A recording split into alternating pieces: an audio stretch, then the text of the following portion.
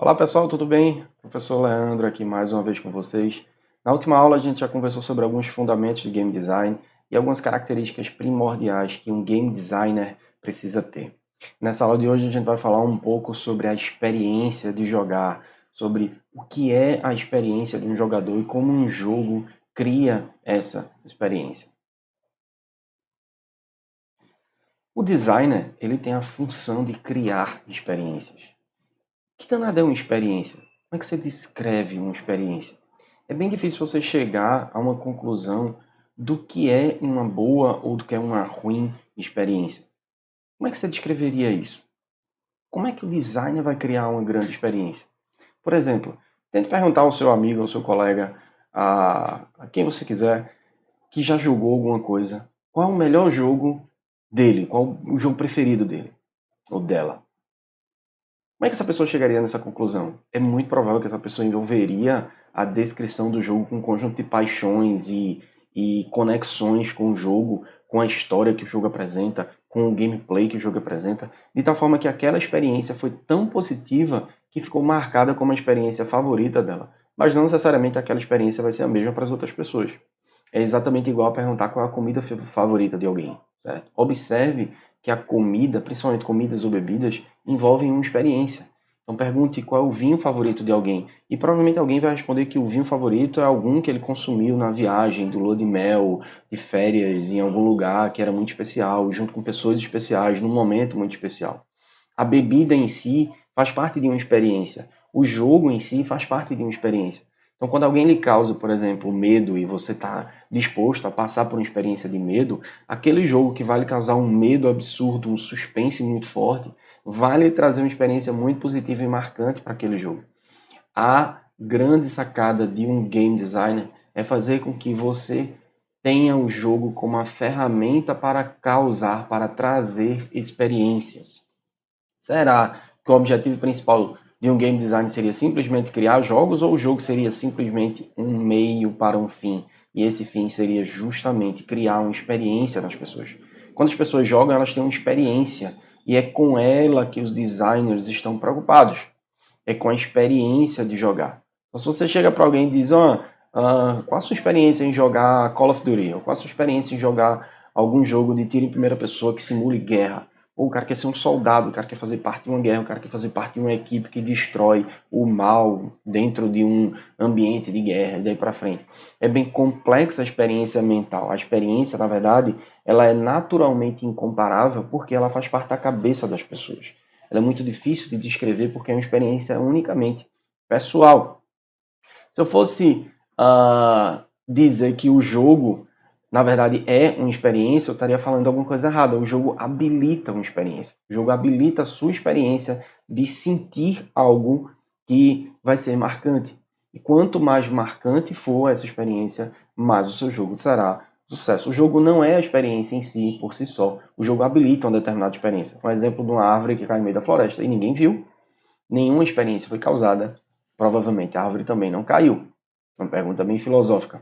Um exemplo também de uma cena de um filme chamado Demolition Man, o Demolidor, lá de 1993. O filme é antigo, mas traz uma cena bem legal. Eu vou deixar o link para a cena na descrição desse vídeo. O detalhe é que a cena está em inglês, mas dá para entender bem. Duas pessoas são congeladas, e um resumo bem rápido, duas pessoas são congeladas, Sylvester Stallone, que interpreta um policial, e esse cara aqui, Wesley Snipes, que interpreta o bandido. Eles são congelados por terem cometido um crime lá 30 anos atrás, e eles são descongelados 30 anos depois, num tempo totalmente diferente. E nessa situação, Stallone se encontra com outra policial que propõe colocar um capacete, e esse capacete simularia uma experiência de fazer sexo.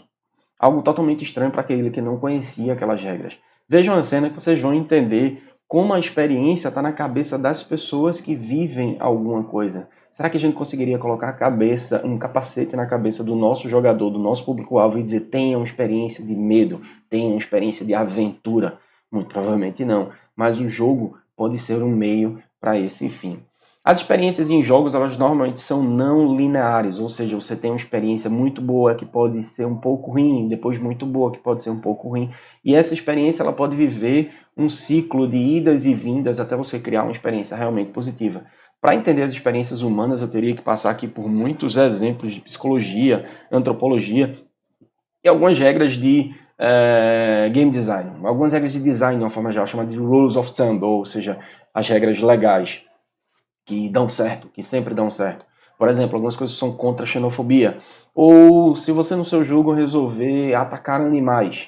Por um ligeiro acaso, a sociedade ocidental tem o cachorro como cachorros e gatos como animais de estimação que devem ser cuidados. Então, se o seu jogo explorar, por exemplo, matar cachorros, não faça isso. Isso é uma regra, vai contra a regra do rule of thumb. Se você quer matar um cachorro, faça ele só desaparecer do jogo. Não adicione sangue, não adicione sons que sejam extremamente apavorantes para quem é amante de cachorro, certo? Então tem muita coisa que você precisa pensar para dizer a sua experiência vai ser positiva. Cuidado para não adicionar um elemento que destrua por completo essa experiência. Algumas verdades que a gente precisa entender para dissecar as nossas experiências. Cuidado com introspecções. As introspecções levam a falsas conclusões, como objetos mais pesados caem mais rápido, ou o lugar da consciência está no coração. Então, cuidado com essas falsas conclusões. Fazer com que as pessoas venham a entender que o seu jogo tem algo que elas vão deduzir. Não, deixa isso explícito, deixa isso aparente, para que a experiência dela seja de descoberta de alguma coisa que você fez, que você projetou para isso. Não deixa essa introspecção na cabeça das pessoas e algumas introspecções podem ser falsas verdades ou levar a falsas conclusões. Outra verdade é o que é verdade para mim pode não ser para você. Ou seja, muita gente gosta de um determinado estilo de jogo e só vai projetar para aquele estilo de jogador. Alguém que gosta muito de RPG pode não gostar muito de jogos de estratégia em tempo real. Ou jogos de ação, jogos de luta, por exemplo.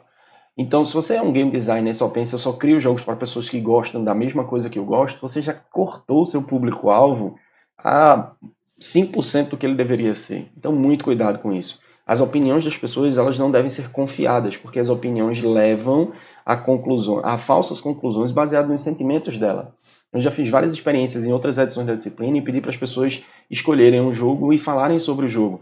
Ou fazer um pequeno seminário sobre o jogo, apresentando gameplay, história, equipe de desenvolvimento e tal. E quando as pessoas chegam para apresentar, os primeiros 5 minutos da apresentação traz muita emoção, ou seja, a pessoa escolheu o jogo favorito e está dizendo esse é o melhor jogo.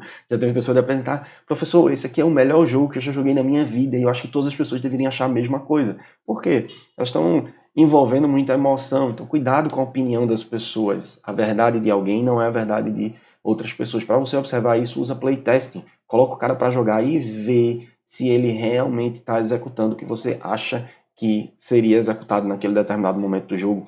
Se aquela forma de executar o jogo é a forma que você espera como game designer. Disseque sempre os seus sentimentos para melhorar as suas experiências. Então, se alguém chega para você, pô, eu comi alguma coisa ruim, eu comi uma pizza ruim hoje. O que é que estava ruim? Não, estava simplesmente ruim.